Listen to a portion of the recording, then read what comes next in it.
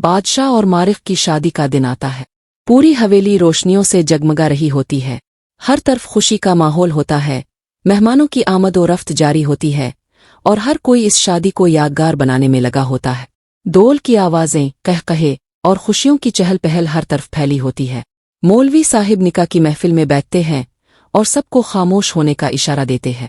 जैसे ही खामोशी छा जाती है वो निकाह की कार्रवाई शुरू करते हैं और फिर बादशाह की तरफ देख कर पूछते हैं, क्या आपको ये निकाह कबूल है? ये सवाल सुनते ही सबकी नजरें बादशाह पर जिम जाती है।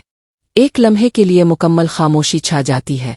बादशाह गहरी सांस लेता है और फिर अचानक साफ अल्फाज में इनकार कर देता है, नहीं, ये निकाह मुझे कबूल नहीं है। ये शादी नहीं हो सकती। मेरी शादी सिर्फ सुंदरी से होगी। इसके ये अल्फाज सुनते ही महफिल में जैसे हलचल मच जाती है। सब लोग हैरान रह जाते हैं। कुछ लोग एक दूसरे को देखने लगते हैं, कुछ सरगोशियां शुरू हो जाती है। बादशाह बगैर किसी की तरफ देखे वहां से उठकर जाने लगता है। जहानत फौरन आगे बढ़ता है और इसे रोकने की कोशिश करता है। वो कहता है, बेटा, ये तुम क्या कर रहे हो? इतने लोगों के सामने हमें शर्मिंदा मत करो।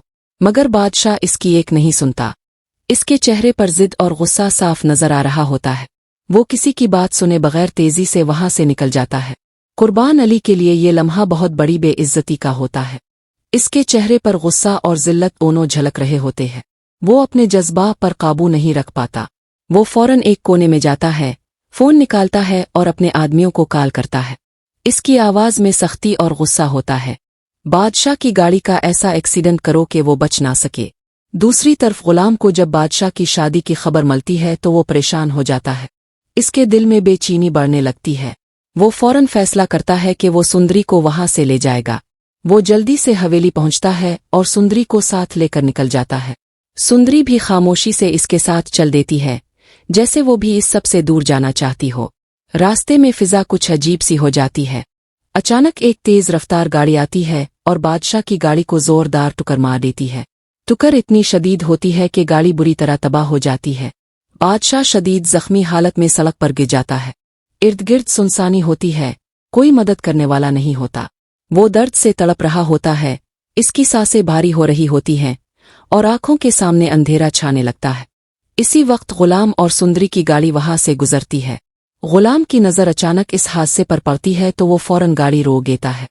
लेकिन अगर गौर किया जाए तो ये अंजाम पहले भी आ सकता था। ड्रामे को गैर जरूरी तौर पर लंबा खींचा गया, जिसकी वजह से रफ्तार काफी सुस्त महसूस होती है। अब बताइए आपकी इस कहानी के बारे में क्या राय है? कमेंट में जरूर बताइए। वीडियो पसंद आए तो लाइक करें और चैनल को सब्सक्राइब करना ना भूलिए।